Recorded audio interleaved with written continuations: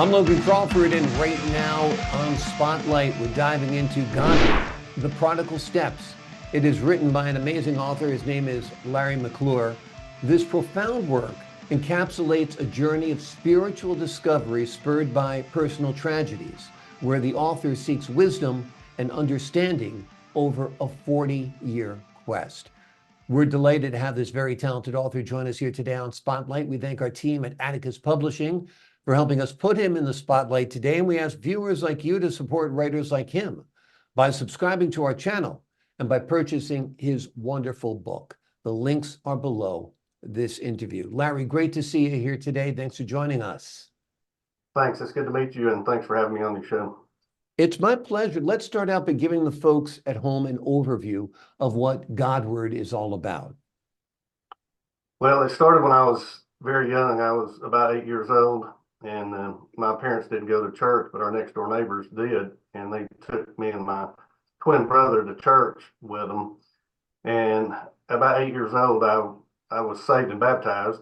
And a year after that, my cousin Larry McClure died in a car wreck. The next year, my next door neighbor, Mr. Hammontree, died of cancer. The next year, my daddy died of cancer. The next year, my twin brother died of cancer. And I lived with my first cousins for a little while, and they were 16, 18, and were murdered a year later. So this set me on the quest of looking for answers of really what was going on, why all the tragedy. So I spent the next 40 plus years looking for answers, and I finally found the truth and what I was looking for.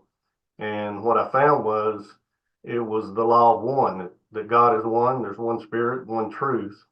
So I asked the question, what is the one thing that ties us all together? And doesn't matter if you're Christian, Muslim, Jew, or any other religion. Doesn't matter if you're Chinese, American, Russian, any other nationality. Doesn't matter if you're black, white, red, yellow, brown, or if you're male, female, gay, straight, lesbian, trans, whatever. And then whether you're male, female, or old or young, the one thing that ties us all together is selfishness.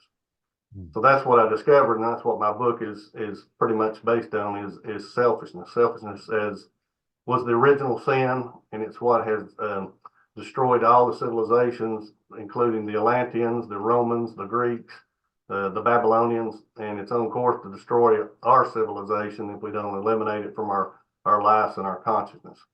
So that's what the book is based on, to help you overcome selfishness. You turn to the Bible for answers. You also turn to other authors and books and works. Tell us what your search included. Well, what I found was selfishness was the original sin. So the Bible, of course, is my foundation for all of it. And the Bible needs to be read spiritually, metaphysically, and literally. The Bible is just not a history lesson. It's a roadmap to our way home. So in the Gospel of Luke, Jesus tells the parable of the son that went to his father, demands his inheritance. He takes his share of his inheritance, goes out into the world, squanders it on wild living, and he ends up feeding pigs in a foreign country, and that's the only job that he can find.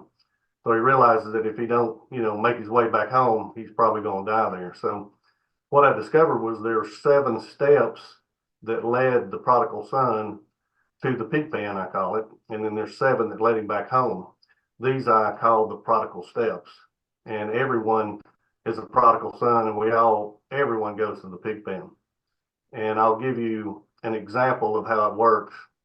The prodigal steps start with self-will, which leads to selfishness, which leads to separation, sensuality, spiritual destruction, self-abasement, and the pig pen or starvation. Let's take Donald Trump, for example. Everybody knows Donald. He's definitely a self-willed individual. His self-will has led to his selfishness. It's all about Donald and his way or no way. That selfishness has led to separation. He's further separated our political parties and also helped divide our country. That has led to sensuality. He's constantly praising himself in the media, his campaigns, his rallies. That led to spiritual destruction, which he ends up losing the last presidential race. He said it was a lie and a fraud, and that led to the January 6th insurrection. So the next step is self-abasement. He's constantly humiliating himself. He's been called a fraud, a liar, a cheat. He's been called a womanizer and a rapist. And that has led, he's definitely humiliated himself. He gives plenty of the late night talk show hosts plenty of material for their, opening dialogues. So that led to where he is now at the pig pen or starvation. He's definitely in these criminal court trials. He's been told to pay $80 million to an alleged rape victim, and he's also been told to pay over almost $500 million in alleged criminal business practices. So that's the perfect steps, and it's not just Donald that goes through it. Everyone goes through it. Like I say, we all go to the pig pen, but it's a perfect example of how it works.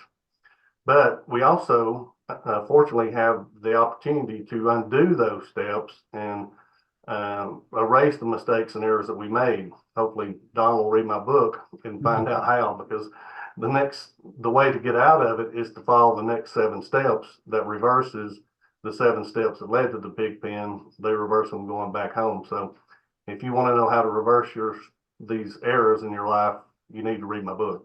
Yeah.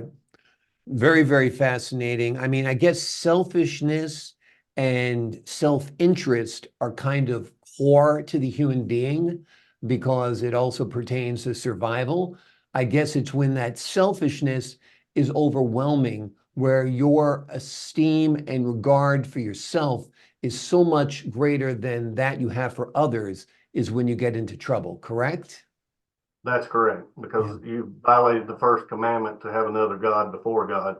Self becomes the God, self becomes the ego, and the ego is, adversary of God. So once you invoke self-will, that means you're not doing God's will. So the steps take you back to that point I call the birth line, where your self-will started. So once you get back to that point, to the birth line, you have the opportunity again to do self-will or do God's will. We all have free will, and everybody thinks that we can do anything we want. Free will doesn't mean you're free. It just means you're free to choose your self-will or God's will. So most people just, again, start the selfishness over again, and they just continue in this cycle over and over and over. And I've seen it in my life. I just kept going around in circles until I figured out how to get out of it. So I'm hoping that, people will follow these steps, and it will lead them, back to the, the birth line where they can be reborn, we call it. Yeah. The name of the book is Godward, and the subtitle is The Prodigal Steps. That refers, I presume, to the prodigal son and the failings that he had? That's correct. Yeah, Jesus told the parable, but it wasn't that. Jesus told parables about spiritual, physical stories about spiritual meanings. And this spiritual story that he was telling goes all the way back to the beginning. And that's what the Godward part of my book discusses, is how selfishness began and how it entered the world. So the first book that I'd written was the Prodigal Steps, but to help explain it, you got to go all the way back to the beginning. Jesus, his disciples in the Gospel of Thomas said, "Tell us about the end." And Jesus said, "You ask about the end, you don't know the beginning." He said, "When you know the beginning, you'll know the end." So if you want to know the beginning and how it all started, then that's the first part of the book.